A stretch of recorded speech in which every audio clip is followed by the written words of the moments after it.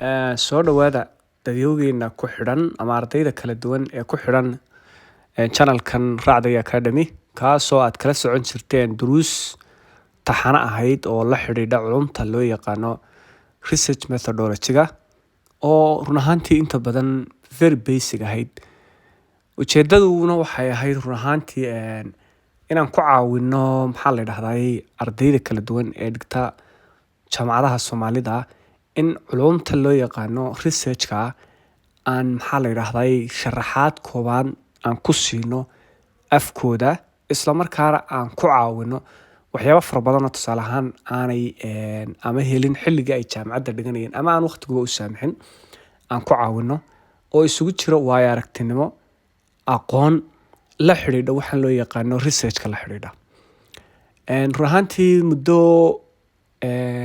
waxaan aad u falanqeynay qodobo kala duwan oo la xidhiidha gaar ahaan ardaygu marka uu thesis-ka qorayo, gaar ahaan ardayda undergraduate-ka ku jirta meelaha la xidhiidha waxyaabo kala duwan oo markaad qorayso proposal level uu taagan yahay research-kaagu iyo thesis level markuu taagan yahay intaba ku anfacaya ayaan sharaxaad kooban ka bixinay iyo sida aad u adeegsanayso. Waxaan haddaba maanta jecelahay inaan halkan idinku soo gudbiyo kadib codsi badan oo ka yimi ardaydii daawatay duruustii hore ee channelkan ka baxday codsiyo soo noqnoqday oo aad u tiro badan ayaa waxaa ka mid ah waxyaabaha aadka loo soo codsaday inaan ka hadalno waxa loo yaqaano samplinka. Marka halkan qaybta koobaad waxaan kaga hadli doonaa waxa loo yaqaano sampling method, waxaan kaga hadli doonaa sample, waxaan kaga hadli doonaa hadii Ilaahay ka dhigo population iyo sample farqiga u dhaxeeya, waxaan ka hadli doonaa qaybaha samplinka, faa'iidooyinkiisa, ujeedada, dhammaan waxa soo kooban si hordhac ah aad kooban uga hadli doonaa. Dabeetana mid ayaan u sii gali doonaa ilaa aan ka hadii Ilaahay inoo saamxo aan ka gabagabeynayno. Waxaan rajeynayaa hadii Ilaahay ka dhigo inaad ka faa'iideysan doontaan dhamaantiin.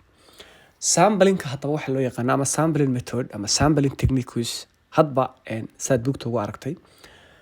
Yacni wax kale kama hadlo, wuxuu ka hadlaa waa qaabkii aad xogtaada u soo ururin lahayd ama waa toolkii aad xogta u soo ururin lahayd adigoo ka soo ururinaya xogta cayinad ka mid ah ama in kooban oo ka mid ah population-ka guud ama dadweynaha uu la xidhiidho research-kaagu ayaa waxa loo yaqaanaa sampling method. Marka inta badan ereyga la adeegsadaa waa respondents ama participants. meelaha qaarkood tusaale ahaan experiment oo kale marka la sameynayo subject baa la adeegsadaa. Sidaa daraaddeed wax kasta oo xog laga soo ururinayo ama testing lagu wado ama research lagu wado waxaa la yidhaahdaa waa respondent ama waa participant. Marka nidaamka noocaasa ama maxaa la yidhaahdaa xogtii aad u baahnayd ayaa waxaa loo yaqaanaa sampling method. Samplinku haddaba wuxuu ku xidhnaanayaa hadba mawduuca aad baarayso designkiisa Allahumma salli ala Muhammad waxyaabaha loo yaqaano objectives-kaaga maxaa la yidhaahdaa title-kaagu nooca uu yahay dhammaan waxaasoo dhan buu ku xidhnaanaya. Of course waxa soo gelaya tusaale ahaan oo kale meelaha aadka u muhiimka waxa soo gelaya resource-ka aad haysato ayaa sidoo kale isaguna factor muhiim noqonaya. Haddaba population maxaa la yidhaahdaa? Population waxa la yidhaahdaa waa the entire group that you want to draw a conclusion about them. Yani conclusion population waxa la odhanayaa waa dadweynaha guud ama maxaa la yidhaahdaa population-ka guud ee uu research-kaagani la xidhiidho. Tusaale ahaan oo kale company X haddii ay 2,000 oo qof u shaqeeyaan 2,000 ee qofna ay yihiin population-kaagii oo aad shirkadda case study ku samaynayso 2,000 ee qof waa population-kaagii. Marka macnaheedu waxa weeye population lagama wado tusaale ahaan magaaladaasoo dhan population-ka jooga waxaa laga yaabaa qayb ka mid ah inay yihiin population-kaagii oo research-kaagu la xidhiidho. tusaale ahaan haddii research-kaagu ku saabsan yahay waxyaabaha la yidhaahdo ardayda jaamacadaha dhigata ee kulliyada caafimaadka ku jirta population-kaagi markaa waxa noqonaya ardayda kulliyada caafimaadka ku jirta oo arday oo dhan ma noqonayso. Marka waa inaan ka ogaanaa. Haddaba sample maxaa la yidhaahdaa? Sample waxa la yidhaahdaa waa qayb yar oo ka mid ah population-ka guud ee research-kaagu la xidhiidho ayaa waxa loo yaqaanaa sample la yidhaahdaa. Marka sample-ku waa in yar oo ka mid ah koox yar oo ka mid ah cayino ka mid ah population-ka aadka u tirada badan leh. Tusaale ahaan haddii population-kaaga guud uu ahaa maxaa la yidhaahdaa 500 oo qof ahaa oo 200 aad ka dooratay 200 waa sample-kii 500 waa population-kii guud.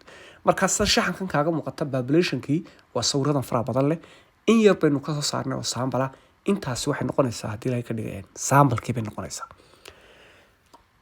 sidee baa lagu doortay haddaba intaa waa su'aal kale. marka la dooranayo maxaa la isticmaalaya, ma xisaab baa la isticmaalaya, ma programmaa la isticmaalaya, sidee loo dooranaya waynu ka hadli doonaa later video kale kaga hadli doonaa haddii la ka dhigay. laakiin hadda waxaan doonayaan kaga hadlaa waxa weeyaan inaan kala fahno laba qodob. waa maxay population, waa maxay sampling. population waxaan ku sheegnay inuu yahay dadkii guud, sample inuu yahay cayino ka mid ah dadka guud kuwaasoo chance u helay in ay noqdaan respondents ay noqdaan. way intaa markaynu ka gudubno waxaynu isweydiinaynaa haddaba why do we use sampling method. maxaynu ku falaynaa sampling method markaynu cilmi baaris samaynayno? maxaynu ku falaynaa sampling method?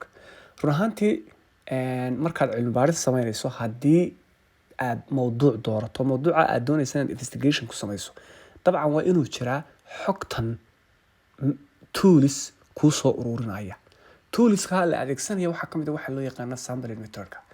sampling methodkaasi haddaba waxa uu kaa caawinayaa maadaama populationkii ama samplekii waxa aad u samaynaysaa sababahan soo socda. kow, inta badan dadka aad researchka ku samaynaysaa ama waxyaabaha aad research ku samaynaysaa aad bay u tiro badan yihiin. sidaa daraaddeed way adag tahay inaad dhammaantood interview garayso ama soo wareysato ama form ka soo buuxiso ama xogtooda raadso way adkaanaysaa. therefore waa inaad ka soo xulataa in ka mid ah intaasoo mateli karta dadweynihii guud mateli karta. waa inaad soo xulataa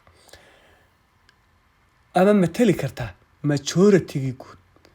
taas waa mid. ta labaad inaad population dhan oo aad u fara badan oo 5,000 qof gaadhaya ugu yaraan gaadhaya 5,000 qof gaadhaya aad soo wareysataa kharash fara badan baa gelaya. taana kama gayoon kartid.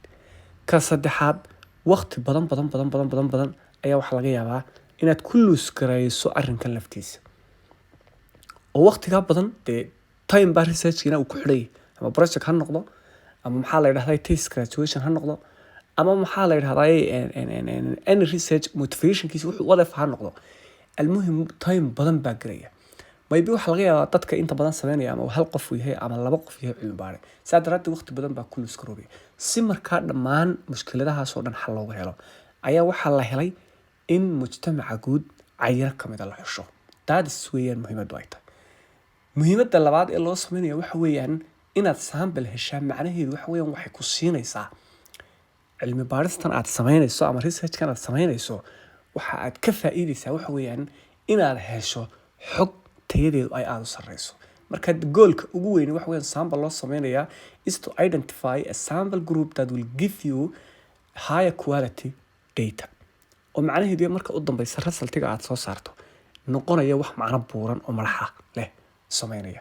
taa waa ugu muhiimsan marka samplingka lagu jiro waxyaabaha aadka u muhiimka waxa kamid ah waxa loo yaqaan sampling frame. sampling frame kaasi wax kale maaha oo waxa weeyaan yani waa list ama waxa weeyaan dadku yani way kooxaysiin. tusaale ahaan sampling frame wuxuu noqonayaa shirkad company X ka soo qaad. company X 1,000 qof bay leedahay. 1,000 qof waa shaqaalaheedii. shaqaalahaas waxay ku yihiin populationkii samplekii baad ka samaynaysaa. waxaad isweydiinaysaa haddaba shaqaalahani guud ee shirkadani ay leedahay sidee loo helayaa? list bay leeyihiin. shirkadda way u document garaysan database-keedii ku jiraan.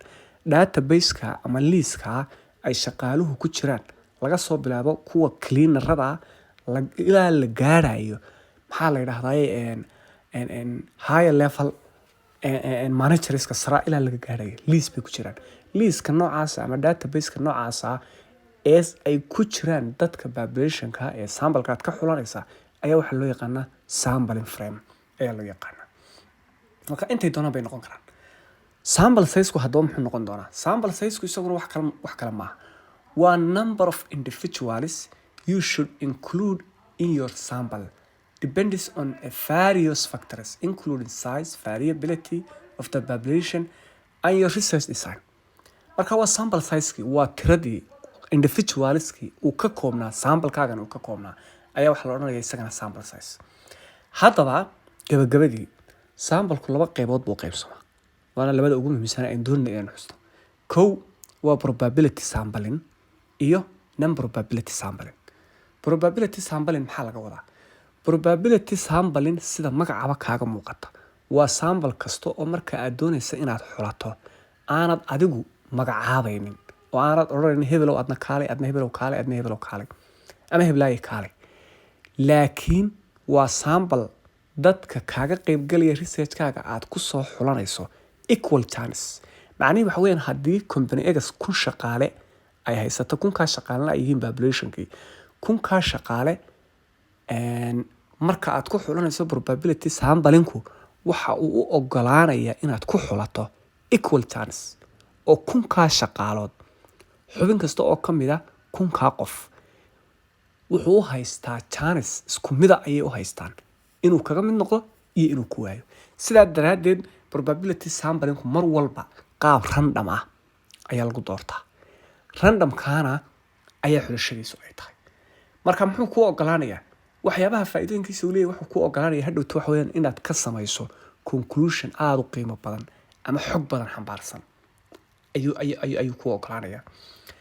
sidaas daraadeed waxa ugu weynee samplinkan faa'iidooyinkiisa ay ka mid tahay waxa weeyaan markaynu mar kale kusoo celino oo aynu soo ururino waxa weeyaan probability samplinku waa sample kasta oo xubnaha dadweynaha ama populationka ka mid ahi ay chance isku mid ah u haystaan inay ka qayb galaan researchka ama ay respondents noqdaan. oo macnaheedu waxa weeyaan choice-ka adigu iskuma lihid inaad tahay hebelow kaalay adna hebelow kaalay sida aad adigu jeceshahay, laakiin maxay ku soo baxeen qaab random oo kala duwan ayaa la abuuray. sideeba haddaba randomkan loo soo saaraa? ma xisaab baa lagu soo saaraa? ma database la generate gareeyaa lagu soo saaraa? waynu ka hadli doonaa later haddii la ka dhigo waxba iga degdeg. laakiin imika waxaan kaa doonayaa inaad fahanto in probability samplinku uu yahay member kasta oo ka mid ah populationkaas uu equal chance u haysto to be selected. kaasi waa ka kalena probability sampling baa leedahay wuu ka soo horjeedaa kii hore ayuu cagsiga ku yahay oo halkuu kii hore ahaa in random lagu base gareeyo xubin kasta oo ka mid ah ku tirsanayaasha dadweynaha ee sample hadhow ku noqon doontaana sidoo kale waxa ay u haysataa maxaa la yiraahdaa in equal chance ay leedahay. kani ma laha. kani waa non random dadka ku tirsanayaasha ahi ma laha chance isku mid ah in lagu doorto. marka muxuu yahay haddaba? inta badan kani waxa weeyaan qofka researcherka ah ayaa dooranaya. sidee buu dooranaya? ama convenience yani inuu ku qanco yiraahdo hebelow adna kaalay isagoo xog u tuhmaya. ama waxyaabaha kale oo ku dooranaya waxa ka mid ah criteria dejinaya. criteria-daas dadka soo gala ayuu dooranaya ama experience ha noqoto criteria ama education ha noqoto whatever ama gender ha ku base garaysan ama ethnic ha ku base garaysan criteria isagu samaysanaya. marka criteria-da dadka uu ka helo ayuu dooranaya. waxa laga yaabaa dad badan ay criteria-di galeen isaguna uu u baahan yahayba 20 qof. dadkii criteria-dan galayna ay noqdeen 100 20 kamid oo uu garanayo hebelow iyo heblaayo ayuu soo xulanaya. saasay dabeetana kaga mid noqonayaan samplekii ka mid noqonay. aad baa u mahadsantihiin.